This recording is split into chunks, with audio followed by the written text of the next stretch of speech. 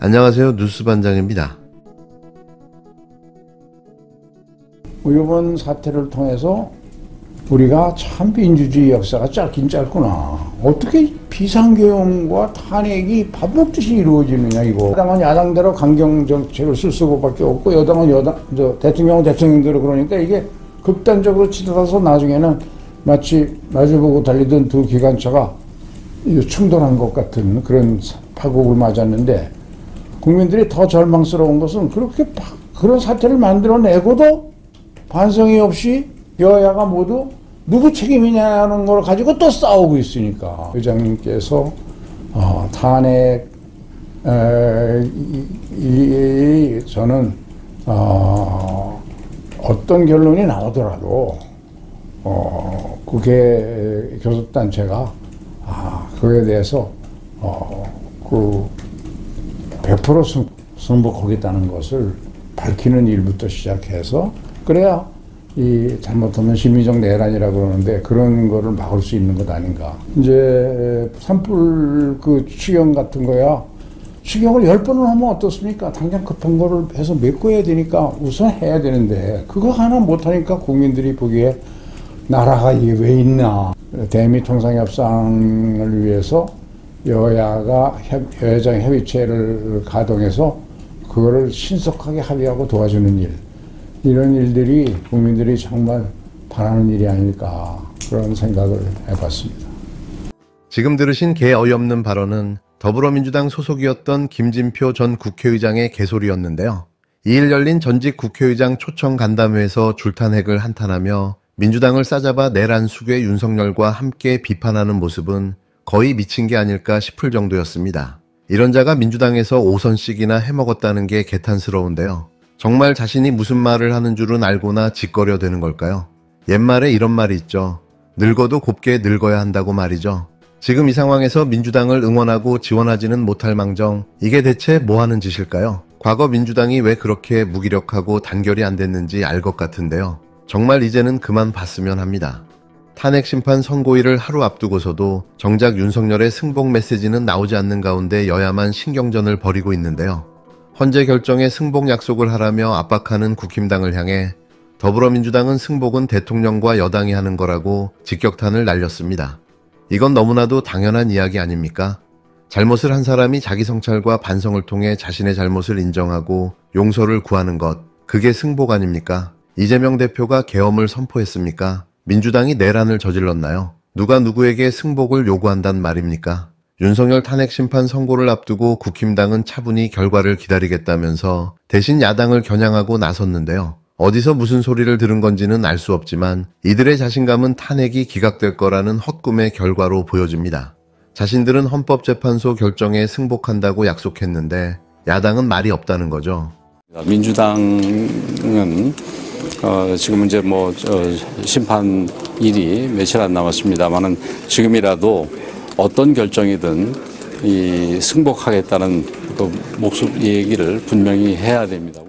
헌법재판소가 이 입법 폭주, 의회 독재에 면죄부를 준다면 대한민국은 어떻게 되겠습니까? 특히 민주당 박홍근 의원이 SNS에 헌재가 불완전한 정족수로 탄핵을 기각 또는 각하한다면 불복할 수밖에 없다고 쓴 걸 두고선 반헌법적인 언사이자 내란 선동이라고 맹비판했는데요.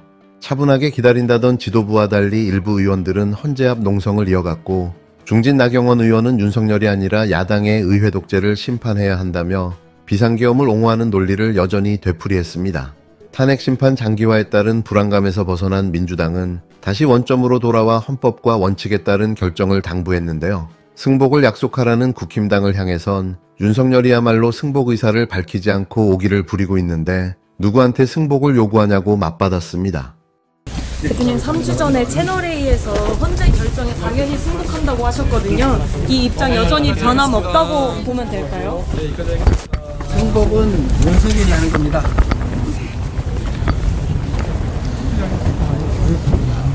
이 대표는 박홍근 의원의 불복 발언 논란을 의식한 듯 소속 의원들에게 언행을 조심해달라고 당부하며 내부 단속에도 나섰는데요. 헌재 선고를 앞두고 여야 모두 소속 의원들에게 국회 대기령을 내리며 비상체제에 돌입했습니다. 꼭 뚜껑을 열어봐야 할까요?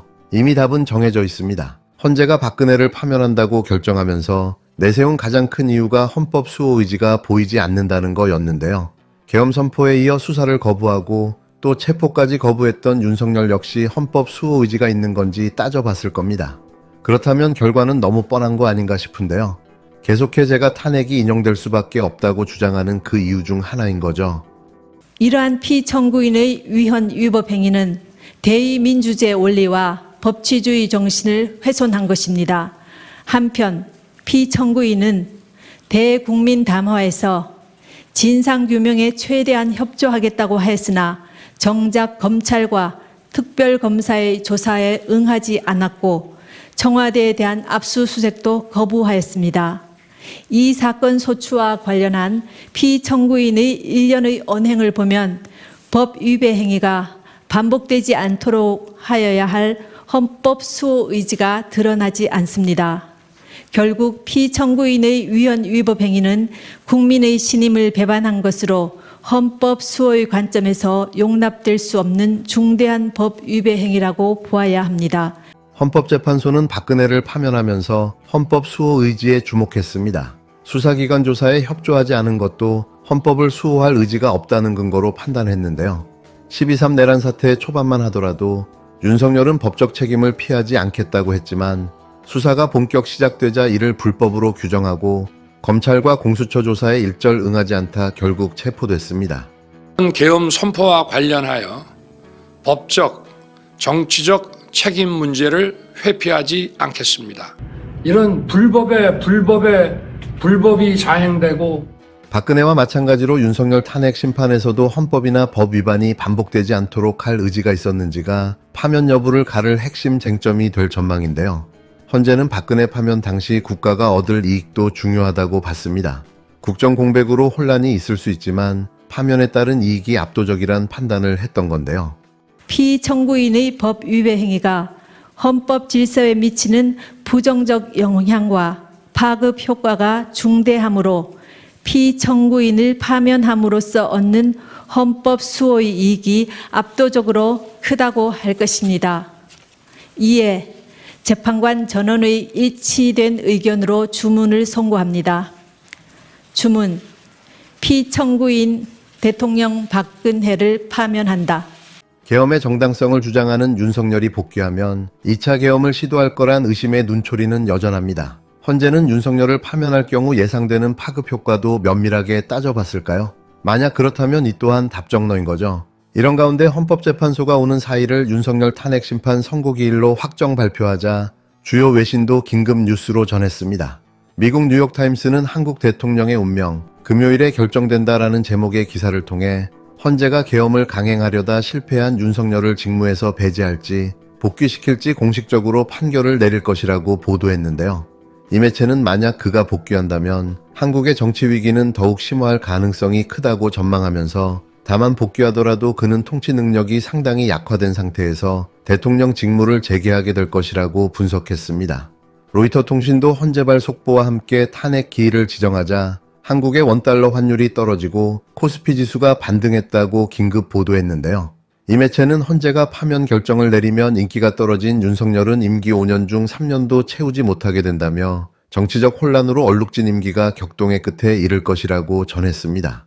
AFP통신은 헌재의 결정이 예상보다 길어져 일부 재판관이 격렬한 의견 불일치를 보이고 있을 것이라는 추측이 나오기도 했다며 헌재가 파면할 경우 윤석열은 한국 역사상 두 번째로 탄핵당하는 대통령이 된다고 보도했는데요. 일본 아사히 신문은 지난달 윤석열의 탄핵 찬성이 60%, 반대가 34%라는 갤럽 여론조사 결과를 전하면서 탄핵 반대 여론도 있고 비상계엄이라는 사안에 무게가 있기 때문에 헌재가 평소보다 시간을 들여 수기했다는 분석도 있다고 전했습니다. 이 매체는 또 윤석열은 탄핵 심판 결과와 상관없이 내란 혐의로 기소된 형사재판에 임해야 한다고 전했는데요.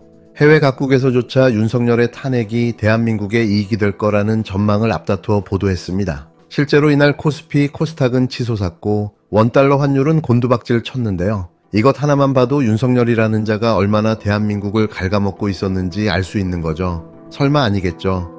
파면이 안 나오면 모든 게 끝장납니다.